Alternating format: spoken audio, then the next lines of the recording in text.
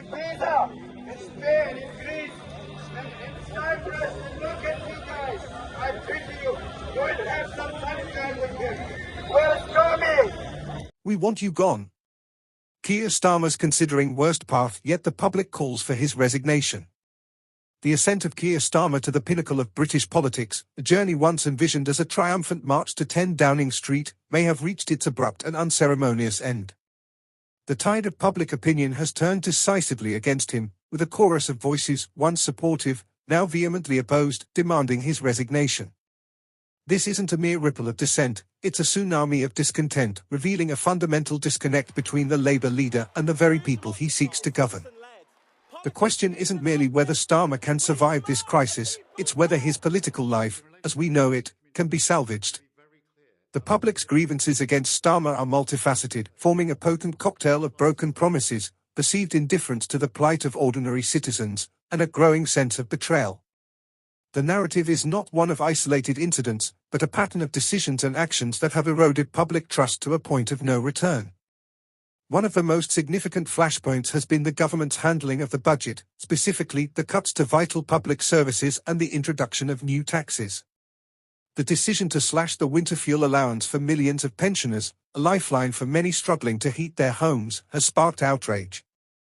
This isn't simply a matter of policy disagreement, it's a perceived act of cruelty, a disregard for the most vulnerable members of society.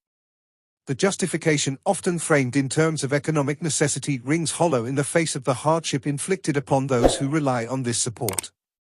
The promise of economic growth that was used to justify the cuts appears increasingly dubious, with independent analyses suggesting a bleak economic outlook, contradicting the rosy picture painted during the election campaign. The disconnect between the Labour Party's pre-election rhetoric and its post-election actions is a recurring theme. Promises of protecting working people from tax increases have been shattered by the reality of a budget that introduces new tax burdens, particularly on small businesses. This perceived betrayal has left many feeling deceived and disillusioned, further fueling the calls for Starmer's resignation. The argument that these measures are necessary to repair the damage left by the previous administration falls flat, with critics pointing to the Labour Party's own decisions that have contributed to the current economic challenges. The narrative is further complicated by reports of lavish gifts received by Starmer's wife since he assumed office, a stark contrast to the financial struggles faced by many ordinary families.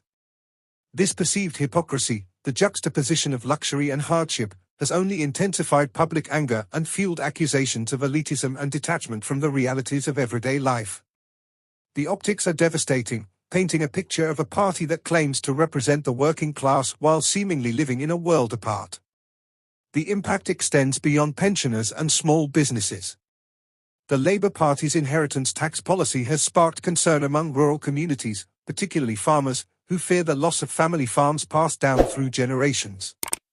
This policy, while potentially generating revenue, is seen as a threat to the very fabric of rural life and a disregard for the cultural heritage and economic contributions of these businesses.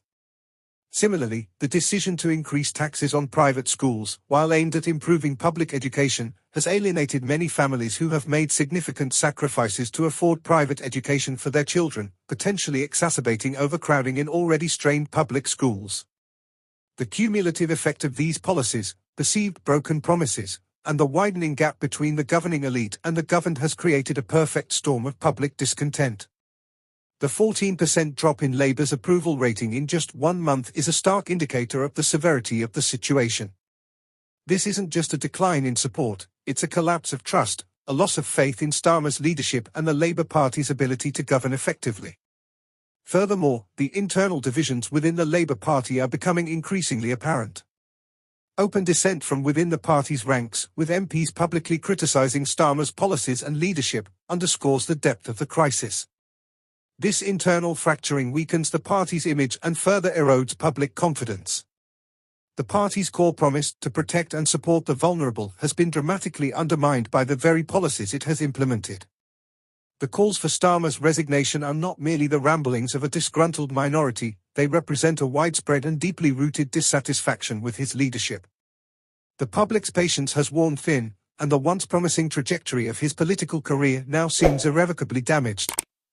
The question remains, Can Starmer navigate this crisis, or will his political life unravel completely under the weight of public pressure and internal dissent?